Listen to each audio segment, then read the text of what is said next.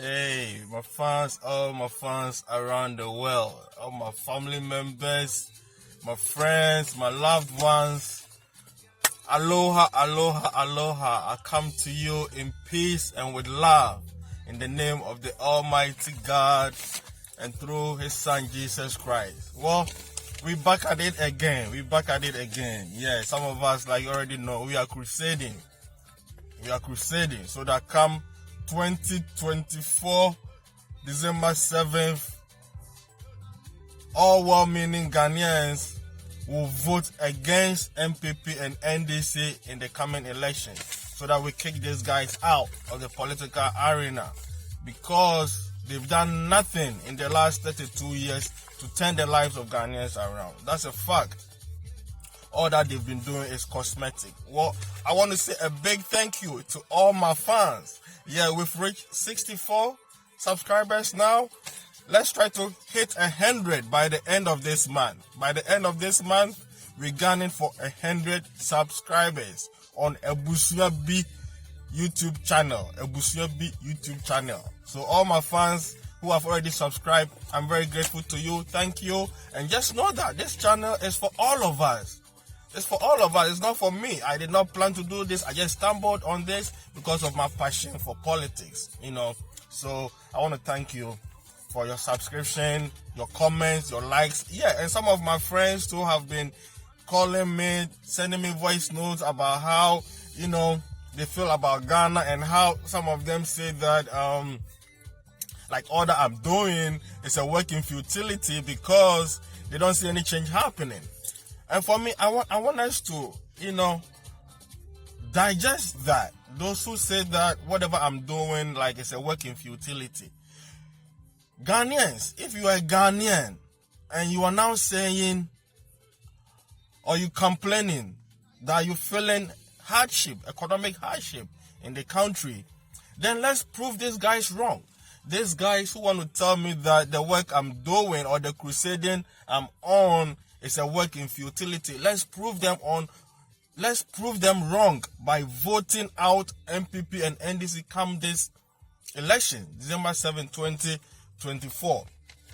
I mean, my family members, friends outside of Ghana, those of you who are in enviable positions, academicians, lawyers, professors, medical doctors, academic doctors, etc., etc. Of what benefit is our, somebody will say, debiality? Of what benefit is our positions or our positions if we don't use it to advocate for other people? For me, life to me, I don't know, how do I put this for people to really understand how I feel about life? I think we are in this world. Today we are here, tomorrow we are no more. And whatever God blesses us with, we must be able to bless others with. Maybe you don't have money, but you have the knowledge to, encourage and conscientize people, educate people. Why don't you use it? God has blessed Ghana, and for that matter, Africa, with a lot of natural mineral resources. Why is it that our leaders don't use these resources to the benefit of all, citizens of the African continent? And for that matter, when we come to Ghana, to the benefit of all Ghanaians. Why? So to me, and the most scariest thing, or what scares me most about life is we are all going to die. Death doesn't scare me, but where and when, you don't know. It doesn't matter how healthy you think you are, how strong you think you are, you never know. You can get into an accident, a mosquito can bite you, a train can hit you, a dog can bite you, you can die anytime. That is what scares me. Where and when, that you don't know. But we all know that we are going to die. That one is a given. Everybody is going to die one day. So why don't we, and I'm talking to the leaders of the African continent, and for that matter, the leaders of our country, Ghana. Why don't we use the natural resources God has blessed us with to the benefit of all? But instead, these African leaders, they prefer to steal the monies and stash it in Swiss bank account and buy properties in foreign lands, in Europe, in America, instead of creating jobs, instead of creating employment for the people. Why our African leaders, why are they treating us like that? You know, and to those of you who think I'm doing this work in futility, James 4:17, there is something in James 4:17. Go and find out. James 4:17. It says, I'm not quoting verbatim, but it says that he who knows the truth and doesn't do it is a sin. If you know the truth and you don't do it, it's a sin. You know, the way our brothers and sisters are being treated on the African continent, it is not good. It is not good. Our leaders are so immoral, corrupt, and thieves. Let's call them out. That's what it is. That's what it is. I mean, this thing always, and this is just one example, and I have cited this example before. Doesn't it beat your mind that we have crude oil condensate worth $2 million getting missing? How does crude oil worth $2 million getting missing in Ghana? And that the former Minister of Energy, Mr. Nana Poku, when he was the Minister of Energy. Doesn't this beat your mind? And nobody is questioned. Nobody is questioned. Nobody is prosecuted. Heads don't roll. And then they just say, then like that. Then like that. Then it goes on and on and on. Auditor General's report. So much mismanagement and embezzlement. People do it and they go scot-free, so they think, everybody would just do it because the top is rotten. Nanado and Baumia, the top is rotten. Why? Where? I mean, these guys, they travel. You leaders of Africa, you travel around. When you travel to America, you travel to Japan, you travel to South Korea, you travel to Europe, you see all the good stuff. You see how people are, building their country. Why can't we build Africa? What do we lack in Africa? What do we lack in Africa? What do we lack in Africa? African youth, I'm calling on all of us, all of you, everywhere in the four corners of the world. African youth, if you cannot be in your home country, wherever you are, let your voices be heard. Let your voices be heard. Talk to your family, your friends, your loved one back home in Africa, whichever country, so that this coming elections, we make sure that we vote for the right people to be in positions. It is very important. There's a Malawian proverb. I've made mention of it on one of my videos before. This Malawian proverb says, more precious than our children are our children's children. More precious than our children are our children's children. What are these African leaders leaving behind for children unborn? Look at Ghana. They are using Galamsey to destroy all our lands. And these are Chinese people. Do you think you can go to China and destroy their land that you are mining something? Why? Why do we do this to ourselves? Why do we do this to ourselves?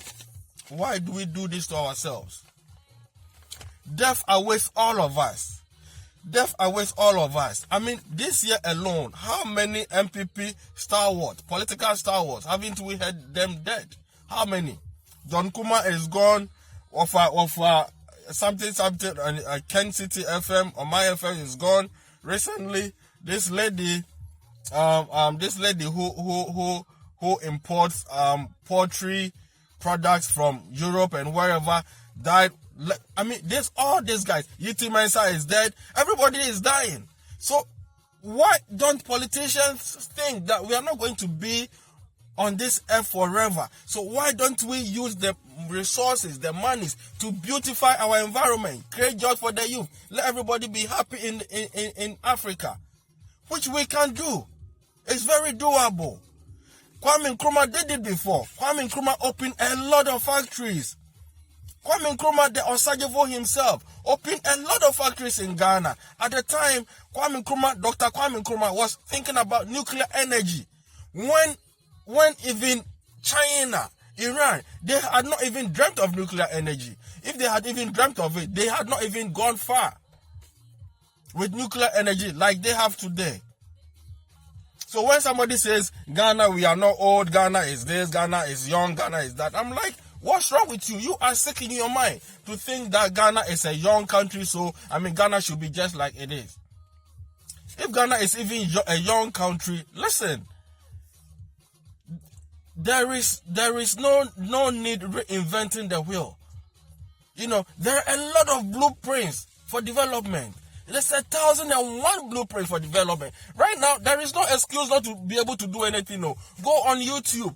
Go to Google. Just put in, I want to do this. Different patterns will come out for you to use. What is preventing us? What is preventing us from building our country? Look at what is happening to our brothers and sisters, our uncles, our mothers, our aunties, our friends, loved ones in England. Look, do you think our people, if they had a better environment, they were thriving in their environment, they will go to England and suffer that kind of hardship, harassment, embarrassment, and all of that? There's nothing wrong to travel, but if you are traveling, it should be like, some fun vacation, you go on a vacation, then you come back to your home country. But African leaders will not make this possible. African leaders, you must be ashamed of yourselves. Look at what is happening on the Sahara Desert. Still, African people are using this desert to cross to Europe, to cross to Spain, to cross to Italy, to cross to, England. Why can't African leaders sit down and think that we have to build our country, we have to build our continent so that our children will also live in Africa? Africans are smart. Africans are smart and hardworking. Now, these African leaders, they've turned all of us, all Africans, into scammers, fraudsters, destitutes, prostitutes, name them. Why? I don't think it's the wish of any African child to be a scammer or to be a fraudster. But these guys have not created the enabling environment for Africans to thrive on their own continent. And I blame the West too. The West also created an enabling environment for them to stash their stolen monies in the West and in the Americas. African youth, arise. Wherever you are, African youth, arise. Arise. Arise. Let's call this immoral, corrupt regimes out. And in Ghana youth, I'm calling on all of you. Ghanaian youth, arise. The time is now or never. Ghanaian youth, arise. The time is now or never. I love you. Please, if you've not subscribed to this channel, please do so. Subscribe, like, and share. Share so that other people around the globe, in all the four corners of the world, they will get this message. Let's spread the word. We are here today, tomorrow we are no more. Let's spread the word. Let's hold our leaders accountable and ensure that we build our continent. We can do it. We've done it before. And we will do it again. Peace and love to all of you. God bless you. And know that I love you. I love you, youth of Africa, Ghanaian youth. I love all of you. Peace, man.